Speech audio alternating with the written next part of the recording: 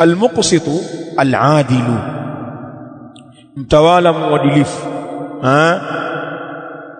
Kumheshimu na kumtukuza huyo mtawala mwadilifu ni sehemu ya kumtukuza Allah. Na hapo wanaeleza ulama, tunaposema kumheshimu mtawala aliyemwadilifu, haina maana kwamba maneno haya yanahalalisha uasi kwa mtawala aliyekuwa dhalim alfasiq, la, bali mtawala aliyekuwa dhalim au aliyekuwa fasik, mtawala muovu, dhalimu, dikteta, mwagaji wa damu, safah, mtawala akiwa katika kiwango hicho ni mtawala muovu, na mtu fasik katika Uislamu hapendwi, anachukiwa.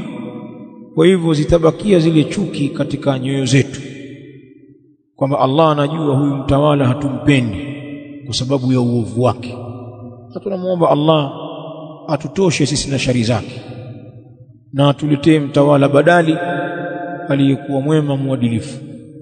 Tutamchukia lillahi rabbil alamin, hata kwa kiwango cha kulibakisha hilo kwenye nafsi zetu, lakini haitohalalika kufanya mapinduzi, kumuasi, kwa maana udhalimu wake uiondoshe moja kwa moja taa yake, ikawa sasa hatumsikilizi wala hatumtii kwa sababu tu labda ni mtu fasik, mtu mlevi mathalan, au mwizi, mtawala fisadi.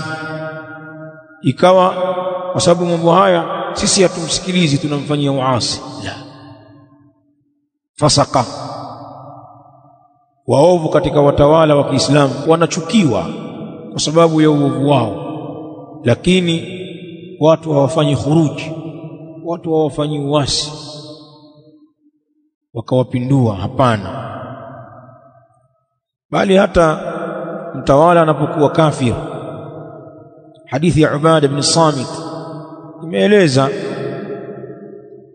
masharti ya kumpindua mtawala kafiri, illa an taraw kufran bawahan indakum min Allah fihi burhan, msikilize mtawala na umtii katika hali zote, ila mtakapoiona kufuru ya wazi, mtapoona kwa mtawala wenu ukafiri wa wazi kabisa, ambapo mna hoja za wazi wazi katika ukafiri huo mbele ya Mola wenu, kwamba hata ukisimamishwa una ushahidi kwamba jambo hili ni kufuru, jambo hili ni shirki, kwa aya kadha, kwa hadithi kadha, una hoja. Hii ni sababu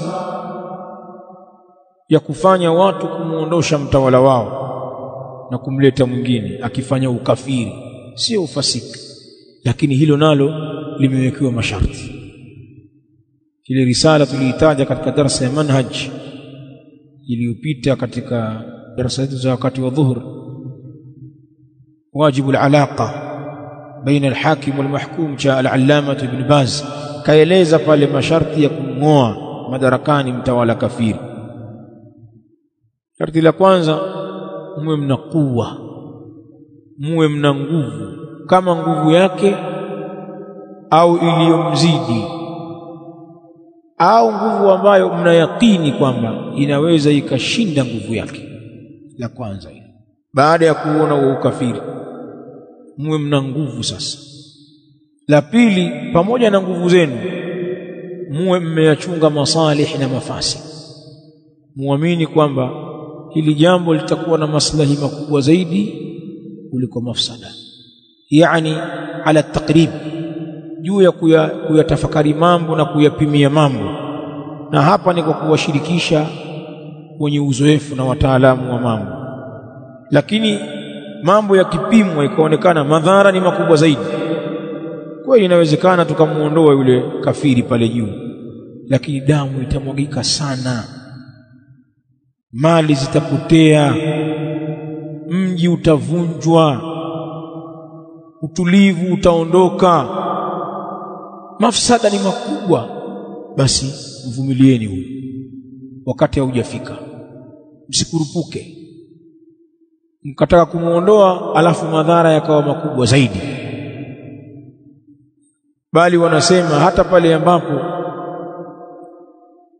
mtapopata asilimia chache tu, kwamba inawezekana kuna asilimia chache kama akashinda yeye kwa alivyojipanga huyu na majeshi yake na watu wake, kuna kama asilimia 2 za kutushinda, pia mtulie.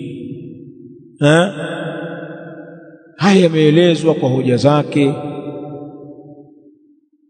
na kwa mifano hai kwenye tawala mbalimbali za Kiislamu zilizotangulia, ambazo walikuwepo maulama wakubwa kabisa min ulama sahaba wa tabi'in wa atba'i tabi'in. Sasa leo hatuyazingatia haya. Kikundi tu katika nchi mmepata magobori yenu mawili na guruneti moja, si ndio?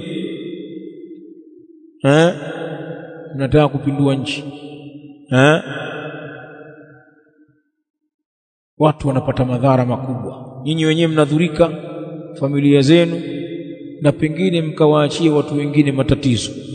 Ikawa watu sasa wanasakwa nyumba kwa nyumba, msikiti kwa msikiti, watu wanachukuliwa kwa sababu ya ujinga. Usicheze na mtawala.